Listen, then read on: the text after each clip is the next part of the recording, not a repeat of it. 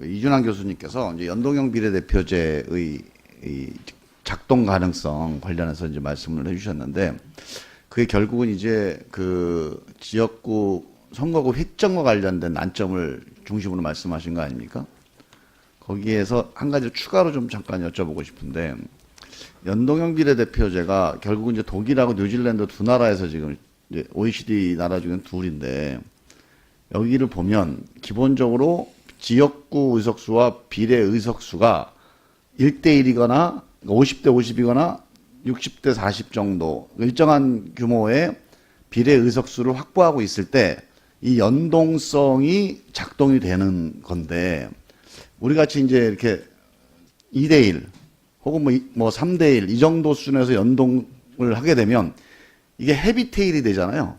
이 정당 득표로 이제 따지는, 그러니까 그 비례대표 의석수가 적은데 이걸 가지고 이 나머지 지역구 의석수 전체 의석수를 강제하게 되는, 그래서 헤비테일이 돼서 실제로는 이게 시뮬레이션 해보면 권역별로 가면 거의 전 지역이 다 초과 의석이 발생해서 우리가 만약에 300명을 200대 100으로 나눴다 하더라도 100명의 비례대표가 다 확보가 안 됩니다. 그건 뭐 초과 의석 제도를 만약 허용한다면 되는데, 최소한 30석에서 40석 정도의 초과 의석을 우리가 제도로 수정하지 않으면 비례대표가 100명이 아니게 되는 거죠.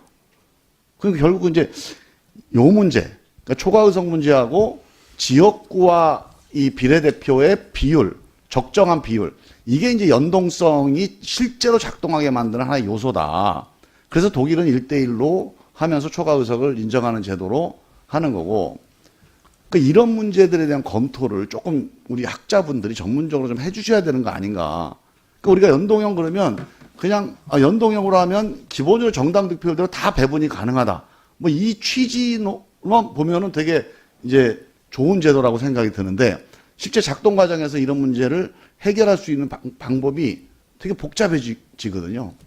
여기에 대해서 아까 그 이준환 교수님이 연동형의 작동에 대한 검토를 좀 하신 것 같아서 어떤 의견이신지 좀. 예.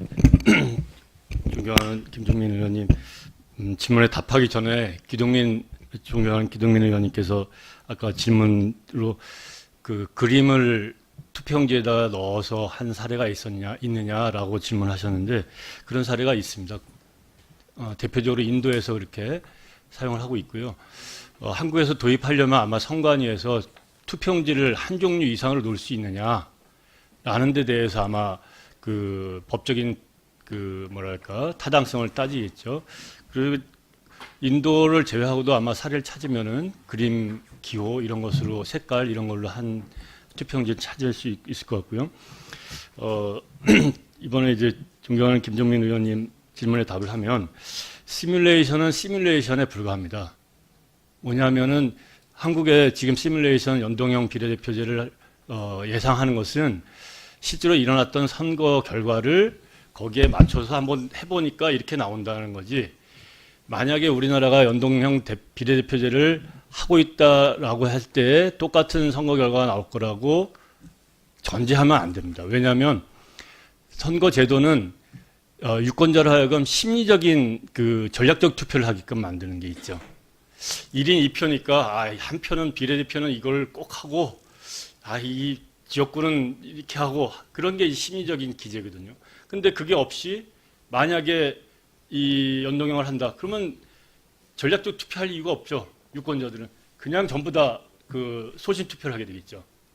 그래서 시뮬레이션 결과가 19대 20대 선거를 뭐 이렇게 연동형으로 했을 때 예상되는 결과를 해가지고 나오는 거랑 실제로는 다를 수 있다라고 하는 것을 말씀드린 거고요.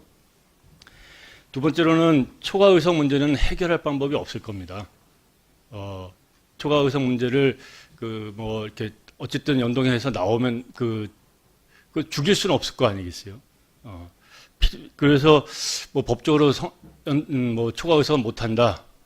그러면 또 그거에 대한 뭔가 또 장치를 마련해놔야 될 거라고요. 그리고 세 번째로는 그러면 국회의원 비례 지역구의 비율은 그럼 어떻게 할 것이냐.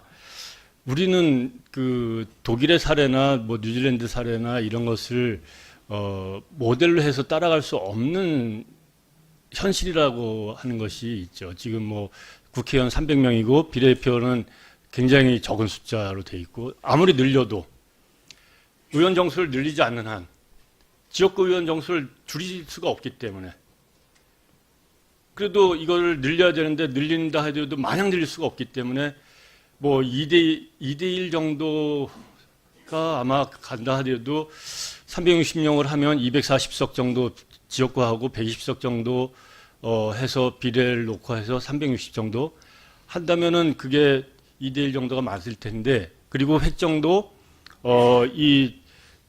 그 헌법재판소로 가지 않는 한 타당한 획정을 한다고 했을 때 그 정도가 된다고 하는데 그러니까 현실적으로 맥시멈을 해봤자 2대1 정도가 아마 지역구하고 비례대표 근데 이제 그것도 200대 100이 아니라 240대 120이니까 의원 정수는 늘게 되는데 그게 뭐 정치학계는 많이들 그걸 시민사회도 동의는 하지만 그걸 이제 의원님들끼리 어떻게 합의가 될지 또 국민들한테 얼마나 동의를 살지 그래서 이게 아이디얼한 그 비율이 아이디얼한 것보다도 우리가 어디서 출발할 수 있을 거가 더 초점일 것 같은 생각인데요.